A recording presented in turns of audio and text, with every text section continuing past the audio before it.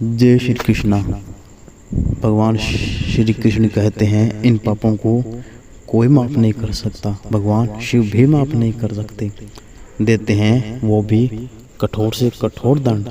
अगर आप चाहते हैं कि शिव आपसे खुश रहें और आप किसी भी हाल में उनके गुस्से का शिकार न हों, तो जाने अनजाने में ये पाप न करें, क्योंकि इन पापों को भगवान शिव कभी माफ़ नहीं करते।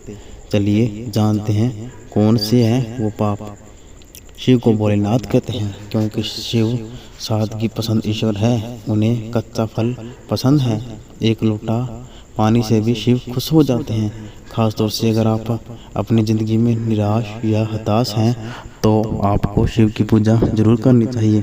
पर भोलेनाथ जितनी जल्दी खुश होते हैं, उतने ही जल्दी नाराज़ भी होते हैं, खासतौर से ऐसे लोगों से जो बेईमानी और धोखाधड़ी करते हैं। भगवान श्री कृष्ण के अनुसार भगवान शिव हर व्यक्ति के मन की बात सुनते हैं। शायद यही वजह है कि आज 21वीं सदी में भी शिव की पूजा सबसे ज़्यादा लोग करते हैं, खासतौर से युवाओं के बीच शिव जी की काफ़ी प्रचलित है। लेकिन भगवान शिव जितनी जल्दी प्रसन्न होते हैं, उनका गुस्सा उससे भी प्रलयंकारी होता है।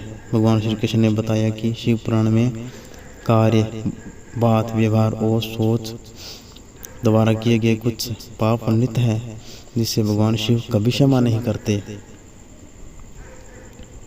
ऐसा व्यक्ति हमेशा ही शिव के कोप का शिकार होता है और कभी भी सुखी जीवन व्यतीत नहीं कर सकता।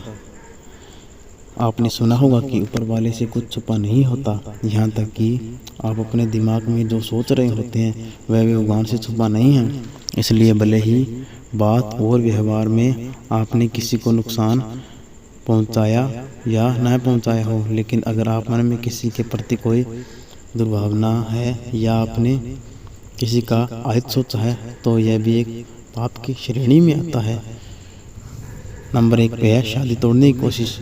भगवान शिव को ऐसे लोग बिल्कुल पसंद नहीं हैं जो अपने रिश्ते में बेईमानी रखते हैं, खासतौर पे किसी दूसरे की शादीशुदा जिंदगी को तोड़ने की कोशिश करते हैं। भोलेनाथ नाराज होते हैं ऐसे लोगों पे और इस पाप को कभी माफ़ नहीं करते। दूसरे के पति या पत्नी पर बुरी नज़र रखना या उससे पाने की इच्छा करना भी एक पाप की श्रेणी में आता है। पैसों की धोखाधड़ी, दूसरों का धन अपना बनाने की चाह रखना, पैसों की हेराफेरी करना और धन संपत्ति लूटना भी पाप की श्रेणी में आता है। भगवान शिव के लिए यह अक्षय अपराध है।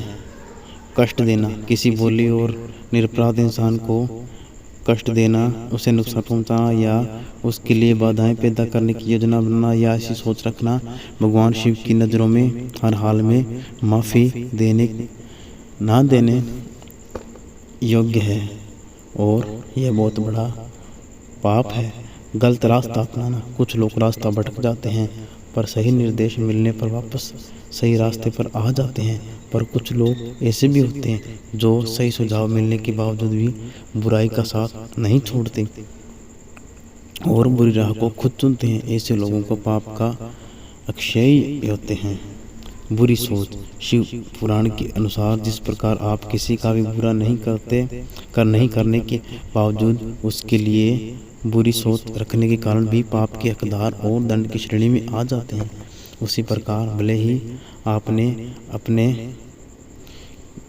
कार्य से किसी का बुरा न किया हो, लेकिन आपकी बोली अक्षय पापों का हकदार भी बना सकती है। गर्भवती महिला को कुवचन, किसी गर्भवती महिला या मासिक के दौरान किसी महिला को कटु वचन कहना या अपनी बातों से उनका दिल दुखाना शिव की नज़रों में घोर अपराध माना गया है। नुकसान पहुंचाने के लिए झूठ बोलना, किसी के सामान को हानि पहुंचाने के लिए नीयत से झूठ बोलना छल की श्रेणी में आता है और यह पाप का भागीदार बनता है।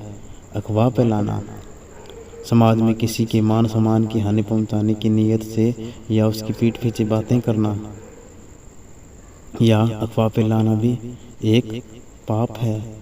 जय श्री कृष्णा। राधे राधे, राधे राधे। जय श्री कृष्णा।